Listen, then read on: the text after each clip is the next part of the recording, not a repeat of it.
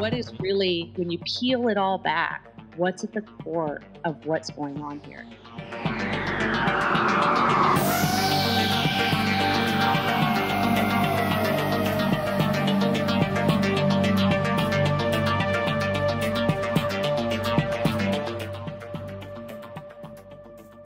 Hey, you guys. It's another episode of Unrefined Podcast, and Brandon here, and Lindsay's here. Hey, guys. I'm here. I've got my tea, and I'm ready to go. All right. Yeah, I've got my coffee, and we've got one of our favorite guests, the lovely eyes on the right, Amy. Hi. From the West Coast, and she's here early this morning with us, and we are going to jump into something that's you, the friends, unrefined friends out there, seem to want to hear more about. So we're gonna jump into like basically a primer on Freemasonry. And when I say primer on Freemasonry, it's going to be a lot more than Freemasonry. So yeah, so we're gonna jump into that, and we're gonna have a conversation about all that kind of stuff. I know just enough to get me in trouble, and I don't want to do that. But Amy, over her many years of investigating since her experience in Haiti, has acquired quite a knowledge, and I'd almost call her an expert on this kind of stuff. So I'm sure she would not say that, but no, I wouldn't. But I trust her implicitly with this kind of stuff. So Amy, welcome to the show. We're glad you're back. Yeah, yes. I love being on here with you guys. So thanks for always having me and just being so kind. Yeah, well, we love having you on here because I mean, it's just. You know what I think I like the best about having you on here is in the fringe world, and this has been a huge thing recently, is there's such a lack of discernment in the fringe world. It's like everybody just takes everything and just eats it. And what I appreciate about you is you have a measured response to different things, like you've told us in the past. I've actually taken one of your rules and put it in my notes in my phone of step back and wait and see how things are developing. That's like what I'm doing with the stuff right now. This is going to kind of date this episode. The stuff that's going on in Israel. I'm actually stepping back and waiting and seeing what's really going on here. Yeah, definitely fishy. Yeah, like I had to do with the Ukraine. You know, I mean, everybody jumped on the Ukraine bandwagon at the beginning, like it's poor people getting bought. You know, and then you step back, and you realize, there's more going on to this Ukraine thing than just a poor, Slavic country getting attacked by the big bad wolf. So exactly. Anyway, but so the discernment thing is huge, and that's why I appreciate Amy's measured, I guess is the best way to put it, measured response to all this kind of stuff. So, Amy, where do you want to start with all this? I know we could go all the way back to the Garden of Eden and take the Gary Wayne approach, but we don't want to go that far back. So, how did you know I was going to touch on that, though? We can do whatever you want to do. But like I was saying, I just pretend like that I am a 12-year-old, and you're telling me the basics of this, and that's how you got to break it down for me. Okay. So, all right. You got it. Okay. And I promise I'm only going to just touch on the Genesis 3 because it is the crux. Important? It's a crux. It's a baseline of why they are forming secret societies. So, when you go back to the garden and you see the second lie of the serpent, right after he says, "You shall not surely die." What does he say? He says, "Your eyes shall be opened and you shall be as gods, knowing good and evil." Okay. So there's your gnosis. There's your enlightenment. There's your third eye. There's your quest for unending knowledge, enlightenment, illumination. And, and this is where it built off of, because these people in secret societies, they believe that they are the only ones that can achieve this heightened level of gnosis, this enlightenment. And they got to keep it secret from the average everyday person because they got to keep the brotherhood intact, right? They got to keep the secret society intact. So that's where I would start, because it always builds off of that, So any input you guys have on that? There always just seems to be this kind of false dualism that they set up with, of light and dark, and we're the light kind of thing. Yeah. That's a theme I see in it a lot, whether it's Masonry or various Gnostic groups. There's always kind of this false light and dark, yin and yang type light and dark, and then of course they're the light. Yeah, absolutely. Yeah, philosophically they are very what I'd call a Zoroastrian. I guess that's the one I think about with the yin and yang and the light and dark and all that kind of stuff. And then their patron, I don't want to say their patron hero is a tragic hero, which they make him as Lucifer. And I don't know if they use that term Lucifer, but he's the morning star. Not the morning star we worship, but he is a morning star, which is light. And I think that's significant to the whole discussion here. But they've made him out to be a tragic hero, right? Right. And we will get into that because part of this, and when we set the stage biblically, then we can kind of see how Satan imitates it, right? Because there's a lot there. And Lindsay, you brought up the fact of, dark to light. And that's one of their rituals that they use in Freemasonry.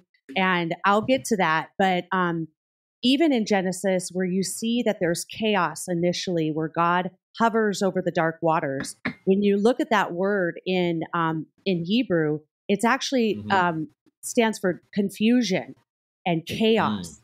And so essentially in Genesis, God is bringing chaos into order. Well, these people, their mantra is order out of chaos. So scattered throughout all of these secret societies, you can see the flipping and the inverting and the twisting of who God is in their practices and in their mantras of what they do. So, all right, Amy. Yeah. Can I? This is a bomb question. Okay, you ready? Okay, I'm ready. There's a philosopher. He's dead now. That I really admired and respected. I've read a lot of his stuff. He does stuff on spiritual formation and spiritual disciplines. He's also a theologian too. His name was Dallas Willard. I don't know if you've ever heard of him or not. I haven't. Yeah, you need to check him out. It would be great for your counseling stuff too. But anyway, he read a book called The Divine Conspiracy. And in this book, he has this belief that even evil people, when they do evil, they believe because they're deceived that they're doing good. Yeah. And And I was going to ask you, do you think a lot of these people who are even the high Luciferians, they're obviously evil and they're doing these things, do you think that they, in some warped, weird way, think they're actually doing good for the world? Yeah, I do. Because that's a really good question, because it goes into what Lindsay was talking about, the duality. And really their whole, I mean, this is complicated, but I'm going to try to keep it simple for the listeners. But really, it's about balancing out the opposites. And so you can even go into this right hand, left hand path where they believe they have to balance out the good with the evil, and bringing together these two, melding the dark into light, so to speak. It brings about this great synthesis, this great work that, really was dubbed by Aleister Crowley, the Beast, who was a legit Satanist. But yes, it's alchemy too. I mean, it all kind of intermixes into their philosophy. It sounds like the Hegelian dialect too. Yes, the Hegelian. It is. It really is. And and going into this, I mean, this is really their idea. Okay, so the main crux of these secret societies is really, they believe, and they will say, that man can believe in their own supreme being, their deity of choice. So starting out in these secret societies, they don't necessarily say you have to serve Yahweh, you have to serve the Elohim, right? The one true God. Right. They say whatever supreme being of deity of your choice. So people can come in really worshiping anything. And they come in Wicca, anything like that. Wicca, I mean, anything really. Yeah. And initially, as they go in, there's. Well, do you want me to get into that, or kind of go back into the history? I'm kind of jumping ahead. Sorry.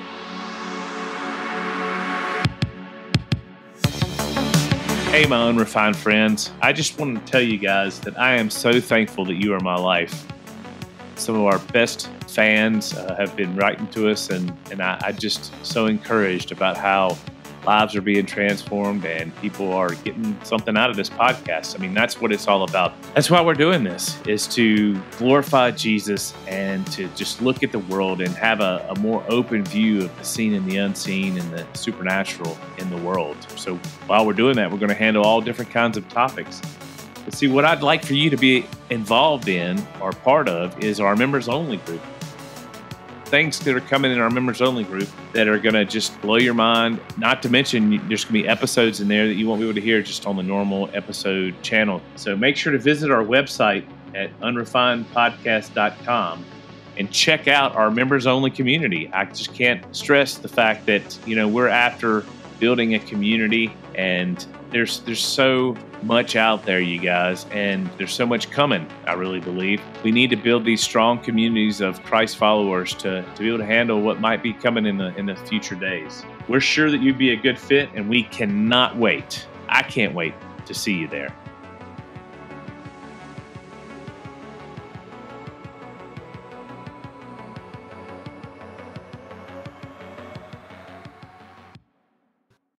Yeah, go back into history. Yeah, let's start there. Yeah.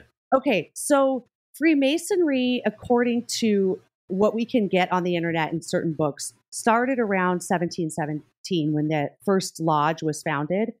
And as it grew, and I really believe that it started way back. Obviously, the garden, set the stage. Yeah. But it really started with the Knights Templar and the Order of the Knights, right? Knights Templar were the arm of the Vatican, and essentially they were the first bankers. And when they had to kind of disappear and go underground, then they rose up again, basically as Freemasons. And you will see people, sporting the Knights Templar logos, the double cross of Lorraine. You see it all over. TJ Maxx. There's celebrities that have the double cross of the Knights Templar. These secret societies are one and the same. They've never gone away. And so the Knights Templar kind of went underground, but they would be who we would call our first bankers, really. They were the ones, utilizing the finances and stuff. Yeah. And so thus ensued, it never went away. It just went branded under different names. But as it was resurrected around 1717, this is when you start to see these kind of lodges forming. They started in like pubs and cafes, and then they grew into lodges, and they spread all over Europe. And then you move forward into Adam Weishaupt, who was said to have started the Illuminati. And that was around the year, when did he start? 1776, actually, I believe. Around that time. It was right before the Declaration of Independence, because a lot of people make a big deal about that time period. Yeah. Hey, Amy, if we could go back, this is relevant to the history. I've got a question. Is there any actual connection to the stonemasonry guilds? You would think there's got to be some connection there, or is that just temple building imagery that they kind of use? Are you aware of any actual connection with the stonemasonry guilds? I actually think a lot of those are. And even when you read in the Bible, you hear about this, they talk about the masons, right? And even think about Jesus is our cornerstone. You think about the builders even in ancient pre-flood and, post-Diluvian times where they're building these gigantic structures like the pyramids and the ziggurats. I think these masons have been part of all of this in some capacity or not. They're kind of connected. Mm-hmm. Well, it's interesting because they're building the temple. That's right. Yeah. And I also find it interesting too. I love this, that Jesus is the stone that the builders rejected, which I think that is significant too there. Yes, it is. Yeah. And go back to the Tower of Nimrod. I know we're kind of jumping around, but what were they doing? That was the time when they were creating the ziggurat to make a name for themselves. And they were utilizing this new kind of mortar, if you will, to build this ziggurat. And so there's real emphasis even on that in scripture, where I think the three of us are kind of coming to this conclusion that this building aspect is really integral in not only the Bible, but also in these these secret societies because it's biblical. I mean, there's something to it. Well, let me throw something out. This is totally left field. Okay. But I was just thinking about this morning. I have a buddy of mine. We were talking about the different generations. And I've made a comment to you, Amy, on your Instagram before about how we have a whole generation, which I'm a part of, is X. And yeah. But think about the one before us, the way, well, not before the X, the boomers, but then the builders. That foundation, they were called the builders. And they, if you look back in American history, even though there's tons of the early fathers of our country were Masons, but it really got started in the builders era with the Federal Reserve and all that kind of stuff is when it really got amped up in our country, Bilderberg and all that kind of stuff. So anyway, I just thought, I thought that's significant too. They're called the builders anyway. Absolutely. So, well, just to throw a story in there for you too, since we're kind of on topic, years ago, I had posted something about, I believe it was about the Egyptian pyramids. And a girl messaged me and she said that her great grandma lived in like the Middle East somewhere, like Syria or somewhere.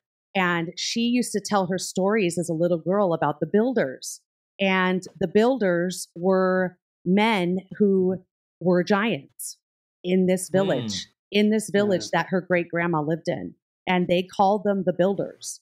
And so I just thought that was really interesting too, because it is so connected. And these people have built their kind of secret society mantras off of, what I think are the giants, the Nephilim, the mighty men of old, Yeah. When they're all trying to build a temple like the Tower of Babel, they're all, they're trying to get back to Eden. Exactly. Exactly. So, yep. So interesting stuff, right? Yeah. Very interesting. So, all right, back to the history. You were with Adam Weishaupt. Yeah. So Adam Weishaupt he's what is dubbed the founder of the Illuminati. And, the Illuminati is just essentially the enlightened ones, right? This is this group of people that believe they are enlightened individuals in society. And they come together and they have these secret orders and allegiances. It's really a fraternity. It's a brotherhood. And when you start to even look at, sororities and fraternities, and you start to look at some of the lodges and, other institutions that are kind of similar to what these secret societies are, they're scattered all out on so many dimensions. So many facets rather.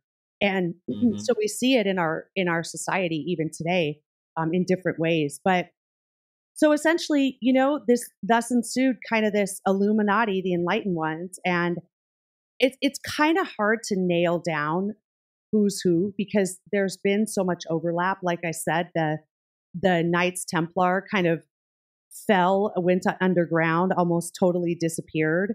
And then you see like this rising up of like the Illuminati and, the Mole, that movement. And there's so many different branches of Freemasonry. Like we were talking earlier, there's the Shriners and the Scottish Rite and the Knights Templar, the Order, the Rosicrucians, right? Rosicrucians, yeah. Yep. And they are all very similar, or the Holy Royal Arch. I mean, the Order of the Knights Eastern of Malta. Star. Yes, Knights of Malta. They're huge in the political stream right now, I think. Yeah. I think they have been, yeah. And so you continue to see this, and Skull and Bones, of Yale, and that ties into our presidents, our founders, and it's just so connected to intelligence and banking as we move into our society today. It's the political elite. They're all related to each other. And so there is this mass brotherhood that is connecting the, in quote, elitists of the world together as well. Okay. Well, let me ask you a question. I want to go into some of the basics, like the ground roots of this, if you know any of the initiation rituals and all that kind of stuff, because I think people need to know what some of these guys do to get into this organization. I had a Freemason lately basically tell me that, and he was a low level one, I'm assuming, that there might be bad stuff in our organization, but there's bad stuff in the church. You know, you have bad priests that molested. You have bad pastors that do this. You have, you know, pastors that fall all the time. Just because there's bad people in your group doesn't mean your whole group is bad. What would you say to that? Well, you know, a little leaven leaveneth the whole lump, right? Like, I mean, you like or bad company corrupts good character. And so we have to realize that just because there are some good people in an organization, it doesn't mean that the totality of that organization is edifying the body of Christ and moving you closer in your walk with Christ. I mean, and that's the thing with these societies is I have a brother-in-law. He's a Mason. And I'm telling you, he's one of the most, I mean, I won't go too much into him and talking about that, but his grandpa was one. He, you know, his friends are one. They live in a little town and he's like, we're Christians. And yet I don't believe that a lot of them understand as you start to uncover this, what they're really worshiping and representing and giving their oaths and vows to, right? The Bible says not to take it, you know, let your yes be yes and your no be no, right? Like we're not supposed to be taking these vows like this. Yeah, well, that's what I don't understand, Amy. And it's like it really blows my mind. Okay, you have an average guy. See, this is not common knowledge, but I'll put it out there. I was tapped when I was in my early 20s, and it was before I was saved, and God's grace was on me, and I was I just said no, I'm not really interested. It's like I had this intuitiveness that something was wrong or whatever. Yeah. But what I've read and studied, how can you, as a normal man, because it's strictly men, which is, you know, misogynistic. That's how I don't see how it's allowed in our politically correct. Anyway, that's really fascinating. But it's strictly men. I mean, I know they have their women groups, you know, Demolay and what is it, Rainbow Girls and all that kind of stuff. But it's strictly masculine. And then some of the initial initiation rites. Yeah. And there's and I want you to go into some of them without getting too explicit. But the one that really strikes me is I'm not going to put a noose around my neck and curse my family and all future generations if I reveal the secrets in this. That where is that Christian? I mean, how is that Christian? Right. You know, and that's even a low level. We're talking that's like, you know, first, second, third degree Mason. What is it? Not Scott. Is it Scottish Rite or York Rite? York Rite, I think. Mm-hmm. And Scottish Rite is the one that goes up to 33, I think. Right? I get them confused. Yeah, the Scottish Rite goes up to 32, they say, but yeah. Yeah. Mm-hmm. We all know. Yeah. Yeah. And so, well, I do from this podcast I just did. I mean, he got tapped and it was secret and he refused to go. And it caused him no short of pain to refuse to go to Washington to be up to 33 degree. Yeah. So, but anyway, but I don't know. I mean, am I my own echo chamber of Christianity that I'm missing something? I had a college roommate who was in a fraternity.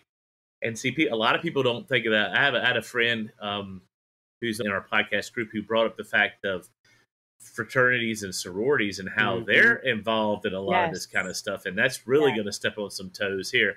But this is why I want to say is one of my roommates was I'm not going to say what fraternity it is, but it's a really old one, and it's in the same vein of the Skull and Bones, except it's a Southern one, and it's at LSU. It's at all these different Southern schools, and Amy, they caned him, and I know they caned him because he changed clothes in front of me, and his back was scarred. Oh no! From They put him in the coffin, you know, which is typical, and he had to stay in there for several days. I don't know how many days. And this is for a fraternity. This is not even like Freemasonry. And I'm just like, luckily he ended up getting saved because he was my roommate, and it was kind of a cool thing. I don't know where he is at now, but Andrew Jackson was part of this fraternity. I mean, it's an old fraternity, and wow. And so it was just appalling to me. I mean, when the first time I saw those scars on his back, it was like he was like I was in a movie, and he had been like being tortured in, you know, some country over. I don't want to. Yeah. Anyway, over there, and like tortured. And it was like, oh my gosh, you let them do that to you? He said, well, I didn't have a choice, but it's going to benefit me in life. You know, I'm willing to pay the sacrifice for it to benefit me in life. Wow. And anyway, I just want to throw that out there. And that's just a fraternity, y'all. That's not even Masonry. And so anyway, Amy, do you know anything about some of the initiation rites that even the guy? I guess what I'm trying to get out there is this myth that even the guys that are lower on the totem pole, that they're just what's the word? They have plausible deniability. I don't think they do. I think they know there's more to it than it really is. I don't think they know what it is, but I think they know that. I mean, you know, just like what I said, putting a noose around your neck and cursing your family. That's anyway. So go ahead, Amy. I mean, you bring up a lot of good points. And I think the further along you go, I mean, talking about kind of the first 3 levels, you have the entered apprentice is number 1, and then the fellow craft, and then number 3 is the master mason. And you have the York rite or the Scottish rite that you can go down, right?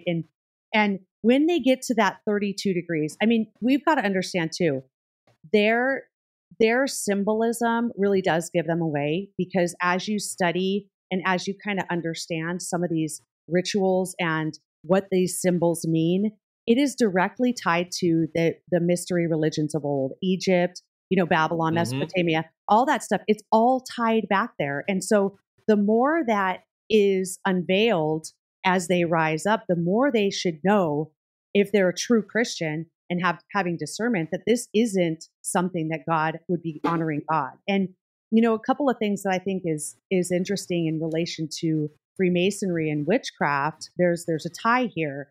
In Masonry, you have to be recommended by another brother. Like, you can't just step up and say, "Hey, I'm Joe Blow off the street." There's typically a recommendation by another. Hey, this guy would be good for the brotherhood, right? They got to keep you get tapped. That's the expression they use. You get okay. You get tapped. And this is the same with witchcraft. And then you go through these initial rituals, and you're blindfolded, and this is the whole dark to light, right? They'll blindfold the initiate. The same thing happens in witchcraft. They blindfold them. They walk them from the dark to the light. They come to the worshipful master, who is at an altar, or, you know, a priestess or a priest, and they will hold this sword to I believe it's their left breast, and they will make them swear this oath of faithfulness. And it can be a blood oath often. And so then they take the blindfold off, and there you are from darkness to light. So you've come in to the light. This is very similar to what they do in witchcraft as well. And so like we said before, there's so much overlap with these pagan religions and, you know, organizations and societies, secret societies. They're all kind of a potpourri of each other. And they all lead into this kind of false God worship. But I mean, I just thought that was interesting, because you start to see the overlap there, even in witchcraft, right? So, well, it all goes back to, and I was talking to a friend yesterday about this. It all goes back to it. There's 2, I guess, like roads. One is the road of surrender, which is Jesus, which is Christianity, which is God. The other is the road of control. And I see that there's a spectrum of control ranging from, I was talking about cults yesterday, not the occult, but cults yesterday, to a friend of mine, of how they add works to faith. And the reason they have to add works is where they can control and manipulate their people. And, you know, the more works you add to them, it keeps them, it basically Stockholm syndromes them, you know? Yeah. And then so they're along this spectrum. And then I think and then it gets to the other end of the spectrum is like pure occultism. Yeah. You know, so all along this spectrum. And it's like, that's us trying to control God, whereas Christianity is us surrendering to God and and us obeying Him. And there's a difference between following a bunch of rules to earn favor with God versus obeying God because you're surrendered to Him. Yeah. Yeah, exactly. And when I see this, like you're talking the similarities between witchcraft and Masonry and that stuff, that's, to me, is the essence of witchcraft. Mm-hmm. It's better to obey, or what is it in Samuel? He says that. Yeah, obedience. Disobedience is like the sin of witchcraft. Yeah, disobedience is like the sin of witchcraft. And I think that ties into that whole works dynamic of trying to hold rituals. And I don't have a problem with traditions. I mean, every church has traditions. But when the traditions have you, that's a different story. And then when the traditions become into rituals, when it becomes abracadabra, so to speak, that's when it's sliding into the occult spectrum. And we see that in Masonry. Absolutely. And, something that I recently remembered, because I just did a podcast on the number 33. And as far as we know, 33 is the highest level you can get. Now, Aleister Crowley had all sorts of, he bragged about all sorts of, levels that he had obtained. So whether he was just gloating or whether it's true, because you don't ever know if he was full of crap. I mean, exactly. Exactly. But what I found was interesting with 33, and this ties into not only witchcraft, but New Ageism and kind of this false enlightenment is, the vertebra in the human body has 33, the vertebra has 33 parts of the spine, right? And so what happens is in all of these facets, whether it be witchcraft, New Ageism, Freemasonry, is it starts at the sacrum, the coccyx, the bottom vertebra, and it rises all the way to the top, to the very top of the cervical spine. And this is the idea of enlightenment. And as you climb that ladder, so to speak, of the spine, this is why they have a ladder. It talks about it's the spinal enlightenment, but it's also Jacob's ladder. But this is this leveling up of enlightenment. And when you get to that top level, you are illuminated. And so that ties into it too, which is really interesting. There's some overlap, right? Is that have to do with that spirit that is in some spirit field type certain? Yes, that's it. That's what I'm looking for. Yeah. Yep. It totally does. It's all connected. And that's where you just see kind of this hodgepodge of just this kind of, hodgepodge of stuff that is in all of these different occult practices. And I just find that interesting because it all goes back to the Bible. It all goes back to the mystery religions, and they build all of their practices off of this Egyptian mindset, Egyptian paganism and worship. And, the obelisk, and you have all of these symbols that, even their compass, right, is the male and the female. It's the triangle up and the triangle down. That represents the female reproductive systems and the male reproductive systems. It's this covering of the generating principle of life. And so you even have this idea of duality there with that. So interesting stuff. Well, that term, I mean, if this term doesn't make you cringe a little bit, and the guy we had on talking about Freemasonry brought up this term, Worshipful Master. Yeah. I mean, am I the only one that just thinks that sounds cringy and idolatrous? Well, I looked it up because, sometimes older, like archaic terms have a different meaning than we think, but this is just dictionary.com here. Feeling or showing reverence or adoration, often capital in parentheses, mainly British, a title used to address or refer to various people or bodies of distinguishing rank, such as mayors in certain ancient companies of the City of London. So I thought that was interesting because I know the City of London isn't necessarily the same thing as just London. That's a city within a city kind of thing, if I'm remembering correctly. So I thought that connection was interesting. Right. With the term worshipful. Yeah, absolutely. I think that's pretty cringy myself. I mean, and we have to understand, going back to the symbols, you can look at the circumpunct, you can look at the pyramid. The bottom or the outside level is indicative of these lower level Masons, or you and I. We're not illuminated.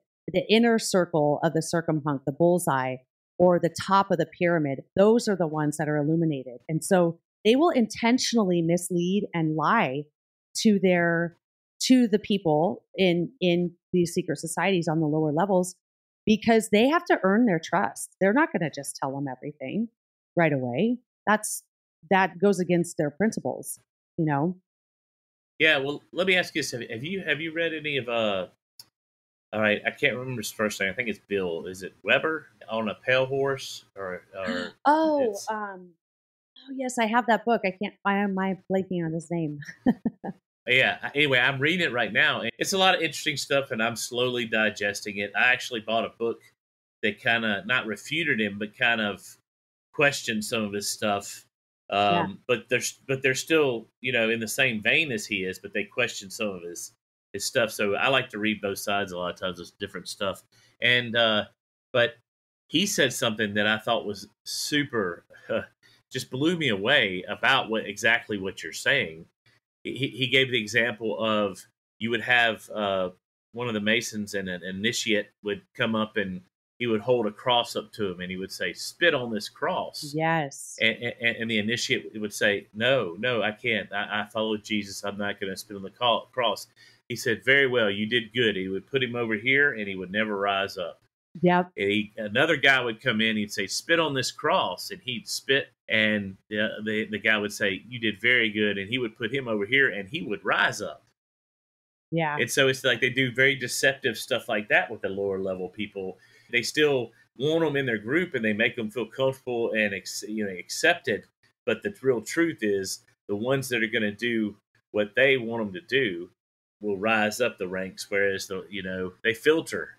Yeah. And that blows me away. I mean, when I read that, I was like, and instantly the Holy Spirit said, "That's true." I just know that sounds really subjective, but I was just like, it resonated with my spirit that makes so much sense. That's what I would do in my flesh if I had a group.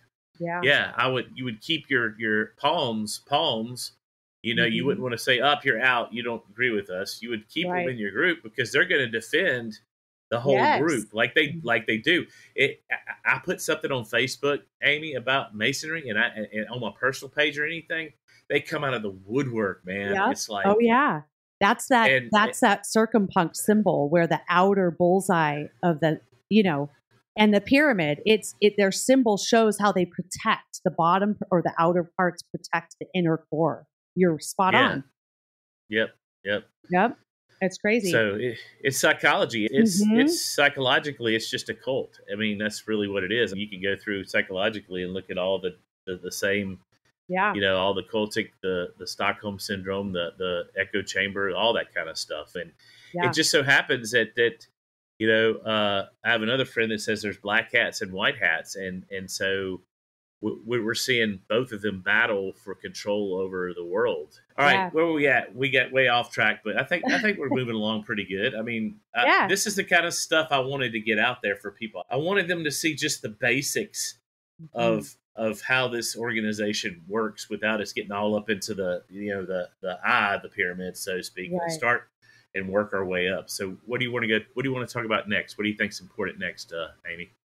Well, I like how you touched on just the lower levels, kind of even unknowingly protecting the inner level, right? The inner core.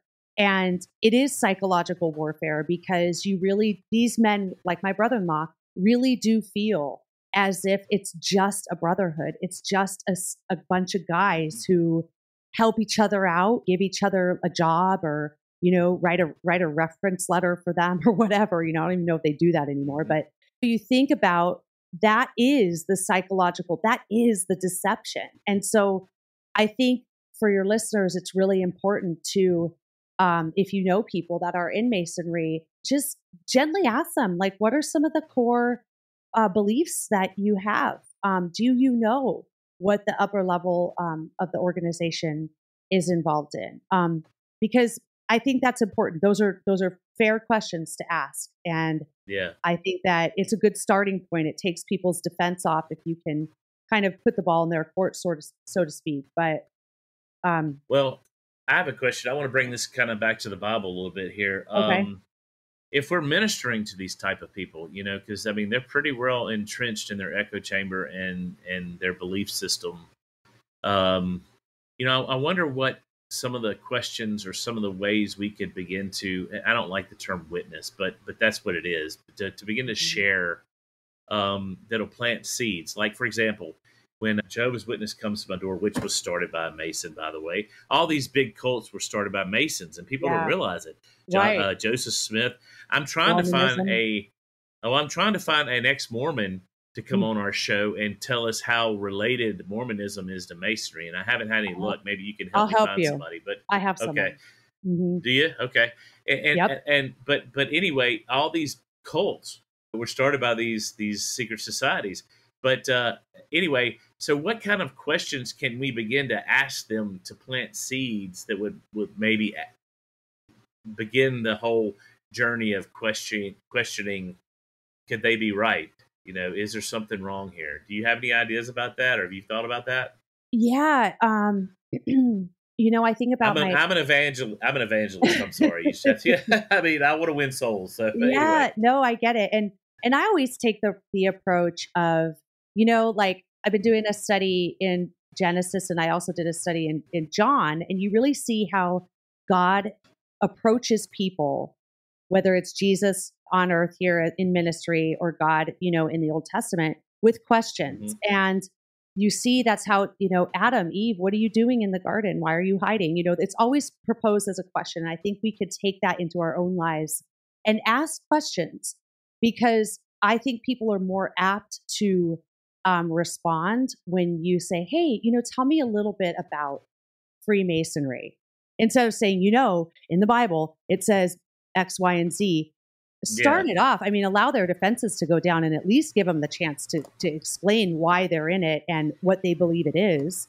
You know, I always think that's a good starting point with people, because you can get a better understanding of where they're coming from versus you just saying, hey, this is wrong. That's my approach, rather. So that's mine, because that never worked with me. I mean, I try to tell these very well-meaning discernment ministries this, you know, just attacking straw men and being vitriolic with these people, like we treat them like they're unclean. Jesus never treated the unclean like that. You know, he treated the religious like that. The ones that are acting like that got most of the brunt of his anger. And here we are doing it just like they did it then, you know. And Jesus was like, no, the lost are deceived and innocent in this. He came to save the sick.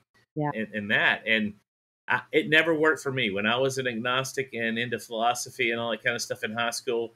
You know, I mean, people, we were high one night, and I had like 2 or 3 people witnessing to me, trying to get me to accept Jesus. I mean, we were blown, you know, and here I am. I mean, what does that do? You know what I'm saying? It's like, and I'm not making fun of the hypocrisy and stuff, but it was just like, I never saw a consistent hermeneutic. It was like they compartmentalize their life. They're like, you got to get this part right, but you know, we can still smoke dope over here. And and anyway, so and I'm not pushing back against people who use stuff for medical purposes. Anyway, but you know, illegally, and I still think that a lot of this kind of stuff is gateway to the spirit world. But that's another whole podcast. But I agree. I mean, and I think we can, like I said, we can take a tip from Jesus. You know, like to your point, like the woman at the well, you know, he asked her questions. And so if these are your friends and you have an established relationship with them, come to them in love. Hey, I want to know more about this. Why did you join this? What are some of the basic, you know, ideas that are, you know, principles in this organization that you're involved in? Because that way you can then insert, when prompted by the Holy Spirit, you can insert at certain points where you're like, oh, but did you know, that the Bible says this or whatever, you know what I mean? Like it takes the conversation. It takes an approach of love and humility. And I think that's a good starting point. That's how I like to work. And maybe because I'm a counselor, it kind of, I'm used to asking questions. I don't know. Well, no, I think the Socratic method is perfect. I mean, look, y'all, Jesus was the most brilliant man that ever lived. We always uplift his morality and his ethics, which obviously he was sinless, but he was brilliant, y'all. I mean, I can show you some things that he did in the Bible that are just, he had to have a knowledge of physics, of chemistry, all this stuff that he acquired. And I'm not saying he drew on his God side, but just even in his human side. And, you know, I hope I'm not getting heretical there. But anyway, but he definitely was brilliant. And he asked questions, so we should ask questions. And like you said, we should listen more than we talk, which is really hard for me, and I'm working on it.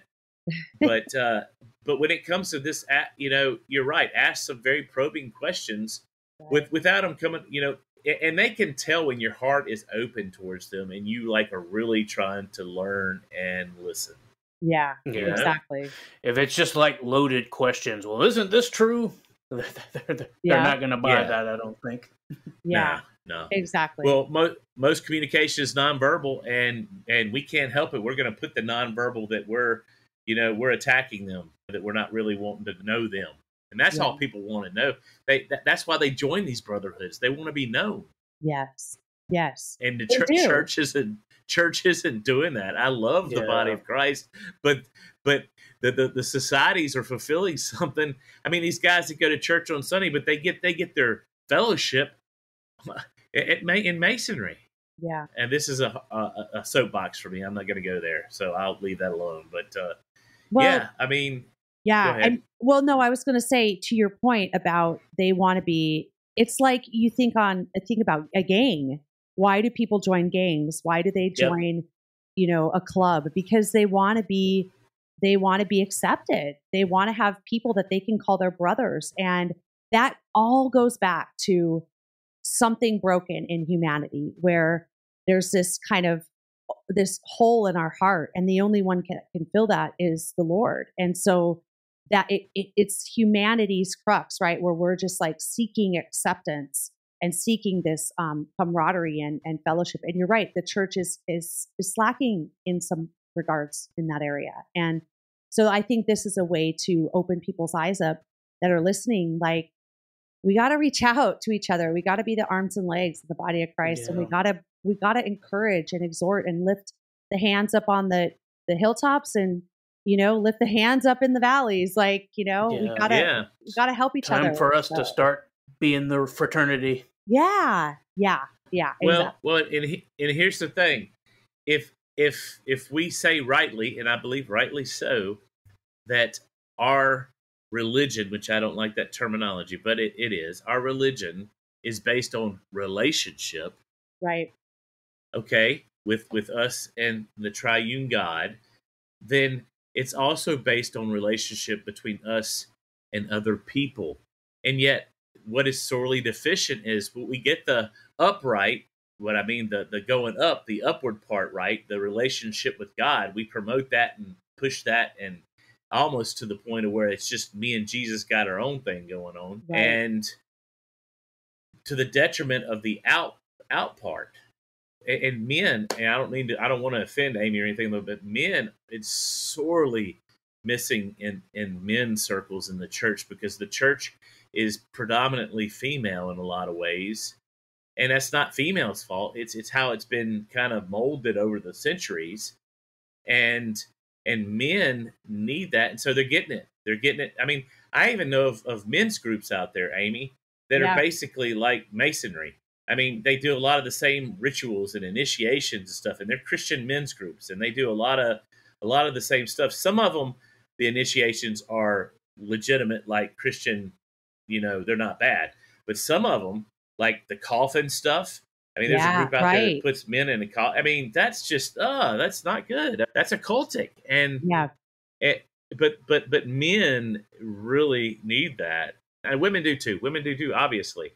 But women are naturally, and I'm not trying to be misogynistic at all, but women are naturally more social, I think, in a lot of ways than men, or they're socially in a different way than we are. And we need to learn, men need to learn that you can still be a man and be, you know, very intimately and relationally involved in other men's lives. You know, that's what we need. Yeah. And anyway, and so that's why they're going to these groups. That's why they go into gangs. That's why they, you know, because they get this. Absolutely. Know? Absolutely. I mean, all I've wanted my whole life, Amy, is a brother that will stick next to me for my whole life and will be loyal to me and will never let me go. Even if I make mistakes, even if I walk away, they're always going to be there for me. Now, we know God is the only one that can ultimately do that, but we also know God uses people. So, right. Anyway, Absolutely. I'm sorry. I took this a weird direction, but it ultimately, a lot of this comes down to this. This is the core of it, I think. Yeah, I think so too. I think you nailed it, because we distinctly have different roles as male and female, and men are created differently, despite what the world wants to say. Right. And women are too. And, you touched on a brother that sticks closer, than a friend that sticks closer than a brother, right? It's that verse. And again, it goes back to what God intended for good. Satan takes and tries to twist it and make it something that is not supposed to be this way. It's not supposed to be for the select few. You're not supposed to make vows and covenants to each other and to a grand master and to, altar deity or pagan deities. You're supposed to serve the one true God, and in spirit and in truth. And this is where it gets convoluted. And I mean, it's interesting, because I know we kind of want to stay in the basics, but this, I think, will resonate with many, touching on the Tower of Babel and Nimrod. What were they trying to do? They were trying to make a name for themselves. And so this idea of a name, we even see it in social media. How many likes can I get? I want to make a page. I want to make a influence on others. I want to make a name for myself. This is the idea in secret societies and fraternities and, Freemasonry is making a name for yourself. It's building your tower and coming up and saying, this is who I am. And it's all about self, really, because it's exalting self. And when you look at Freemasonry, as you rise up to the very top level, they have what's called this sacred name.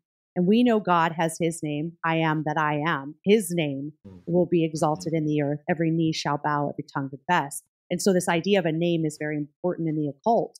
And the ones at the top level, their God is who they call this sacred name, and it's Jabolon, and it's the mixing of Jah or Yahovah, right?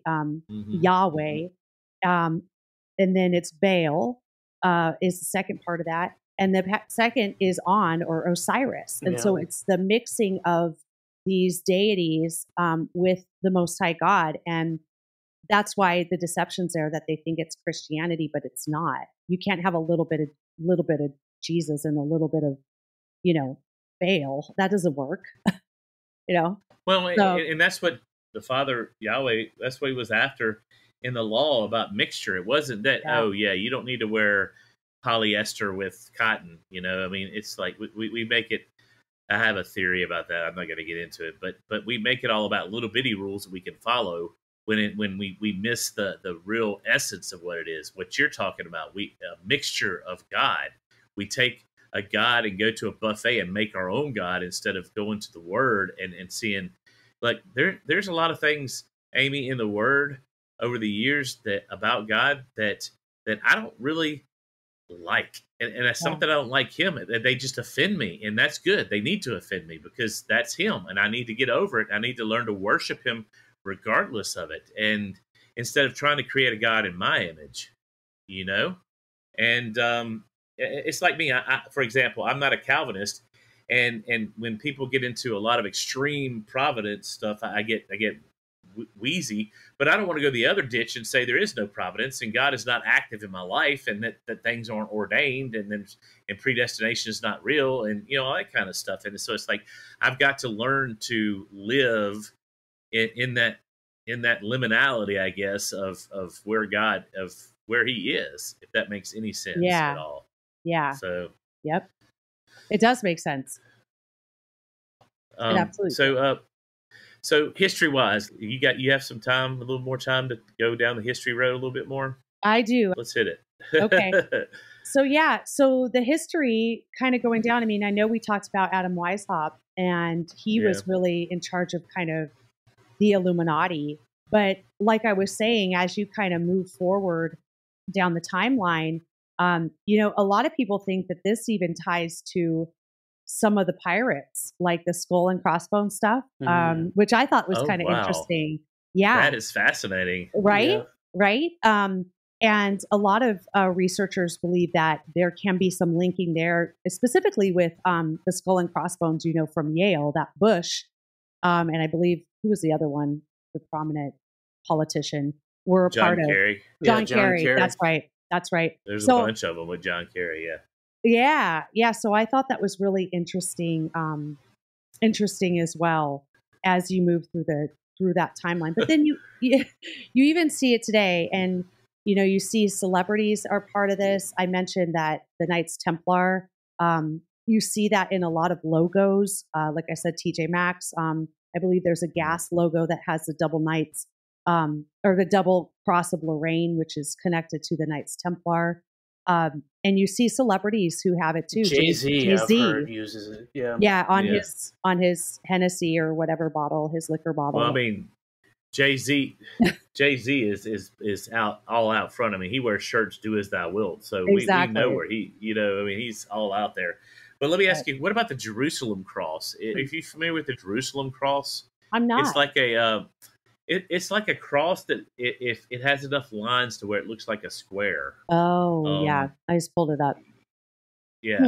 And I mean, I'm suspect of everything, honestly. Yeah, but, me too.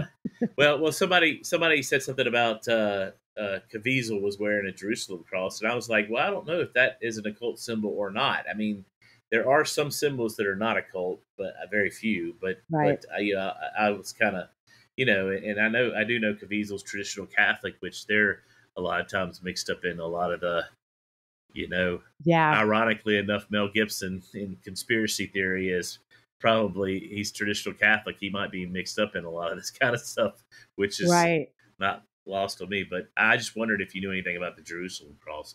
No, I don't. Yeah, that's something new to me that I have to research. But yeah, I don't. And the Orthodox wear an interesting type of cross. It's a normal cross, but at the bottom they have the place where they nailed his feet is turned sideways. It's got slanted, yeah. Yes, and you look at the Orthodox cross and the double cross. That's where we get the term "don't double cross me." It ties back to the Knights Templar, and that double cross in Orthodoxy. That is the cross of Lorraine, and I see that bottom part where his feet would have gone. But it gets dicey. There's a lot of overlap. Mm-hmm. Yeah, that's interesting. It is. It really is. So let me ask you this: as far as this, we're going to go up the food chain a little bit here for a question. It's about the history. When do you think that this secret society-esque type stuff kind of left the fringes of the church? When I mean big C, like Roman Catholic, and became more. I mean, so for example, how did some of the Jewish groups like the Rothschilds and some of the other families and stuff get involved in all this? Yeah, that's a good question. I mean, if I was to take an educated guess on that, I really think it has to do with bloodlines. I think it has to do with because again, it's about selectivity, right? If you take all of their ideologies and put them together and go back to the line of the two lines, right? Cain and Abel, or you go back to just the lines of good and evil, like going through the Old Testament. You see that there is distinction there, and really, what's important in the secret societies is this bloodline, and it falls into eugenics, depopulation, and they want to create a master race. I mean, it goes back to Hitler, right? This is part of it, and so. To answer your question, I think in their realization of this, in their quest for sacred knowledge, they realize that they have to preserve their bloodline.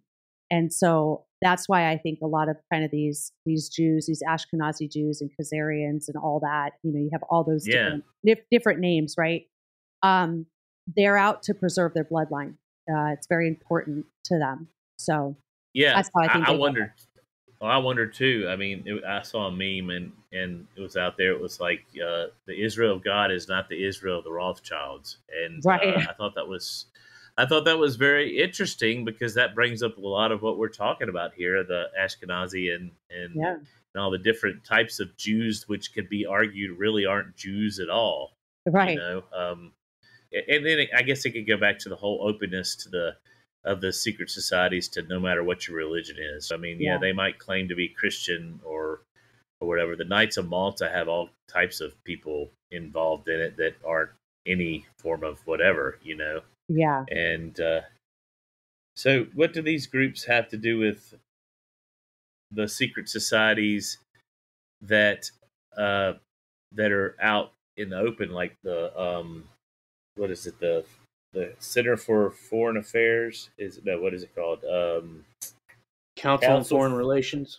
Yeah, Council on Foreign Relations, and then there's another one too. There's another group.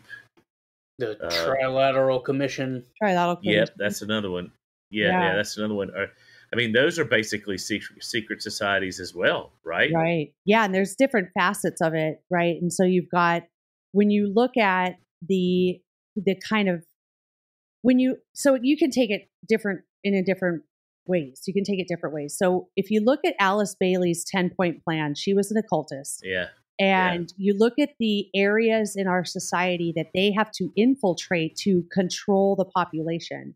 This is where you see your different facets of these secret societies. So like, for example, the Council on Foreign Relations or the Trilateral Commission, you've got to have these people in place who are part of these secret societies and fraternities and brotherhoods that will have the same mindset, who will bring about the same, agenda as the other people in other facets, right? Like celebrities, social media, schools, government, arts is one of them, music. They all have to be aligned in some way towards a common goal to control the public, to create an outcome. And so this is why I believe that they kind of infiltrate, like, Council on Foreign Relations and such, because they have to control that facet of society to control us. Right? Yeah.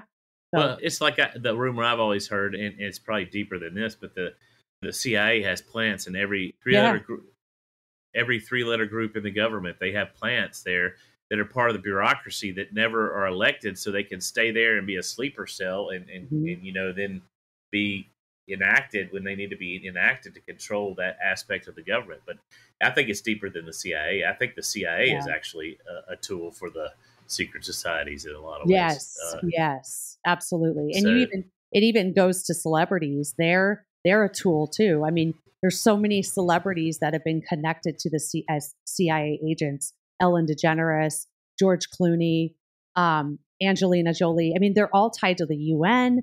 It just mixes all over. They cross over. Anderson Cooper was in the CIA. And I mean, just crazy stuff.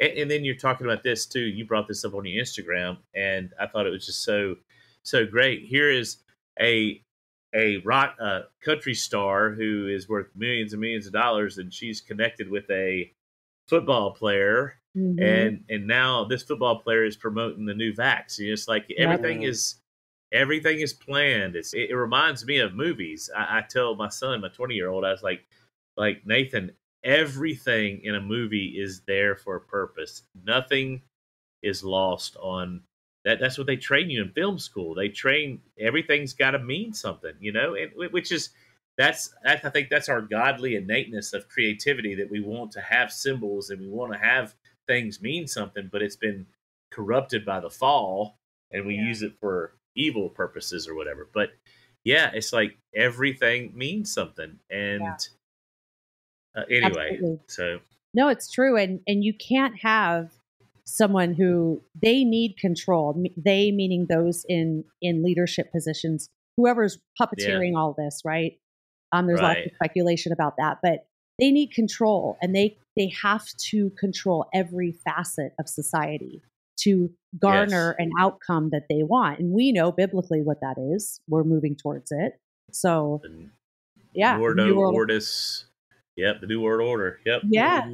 Yeah, cyclorum or whatever it is. Yep, the New World Order.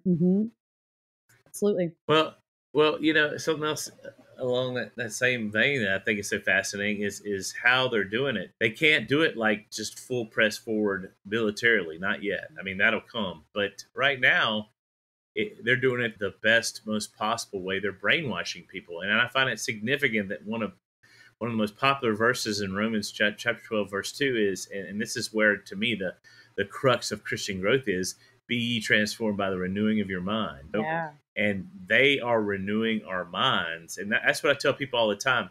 It's not a matter of if your mind is going to be renewed. It's a matter of who's going to renew your mind. That's really good. Yeah. I love that verse. Yeah. And it's going to be renewed by our culture. And I think if we're self-aware, we can observe the culture without it being renewed.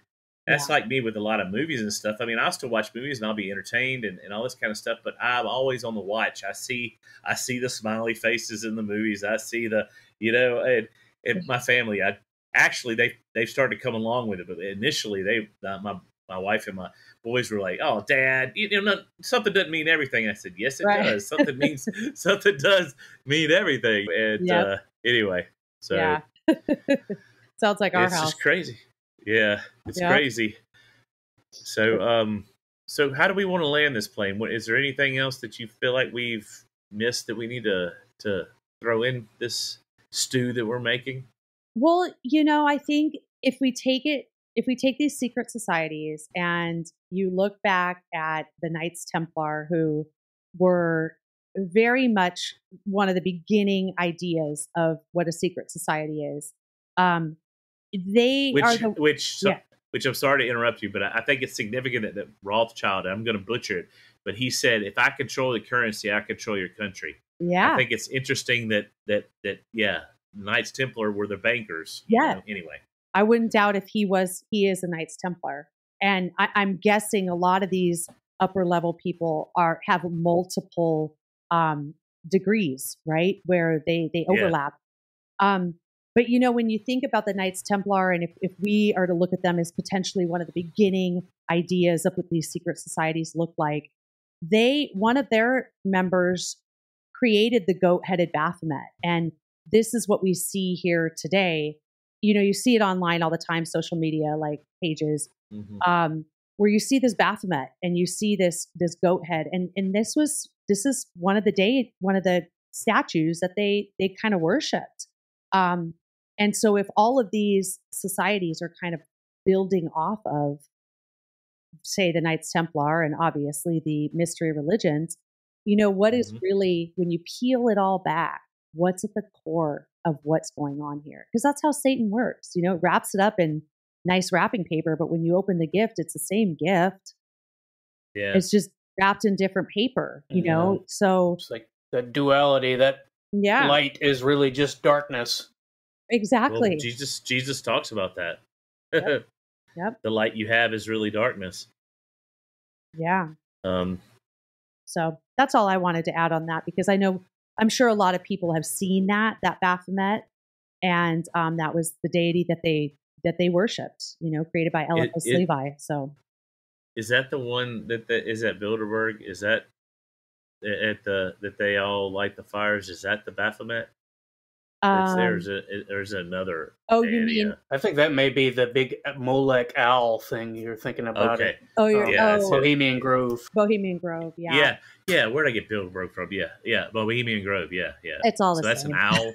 Yeah. I think so. Yeah. It really is. It really is. I mean, the more you study this, I've just found in my years of studying this, the more, once you understand it, you can just spot it out so easy, and it's all just one and the same, really, at the end of the day.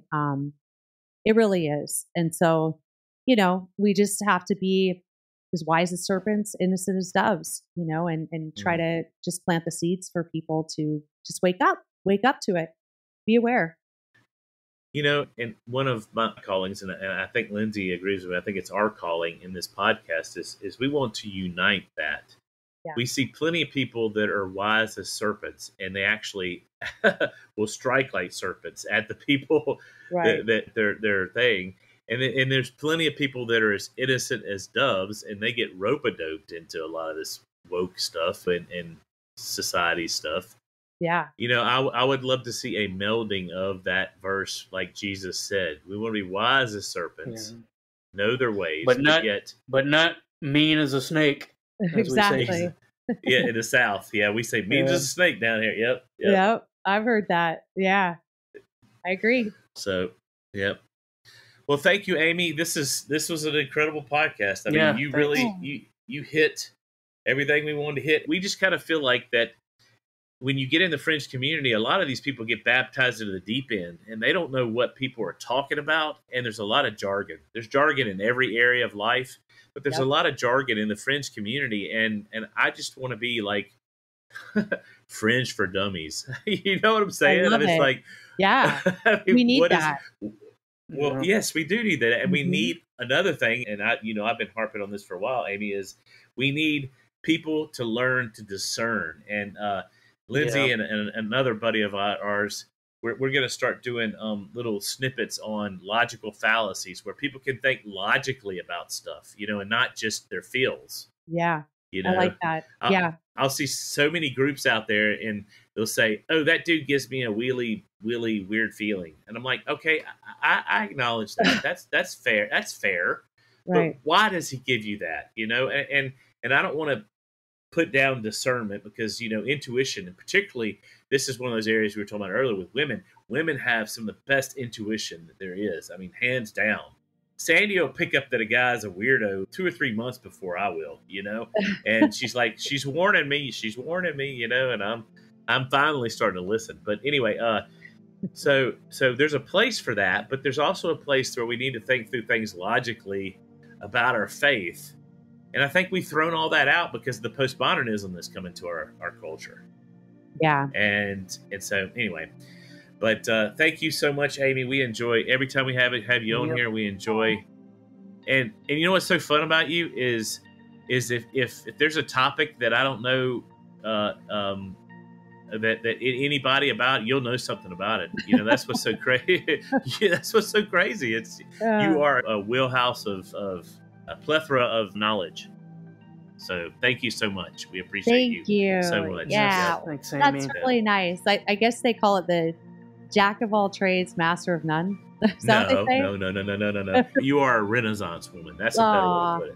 Well, thank you guys. And I hope that everybody hopefully learned a little bit. So thanks for having me.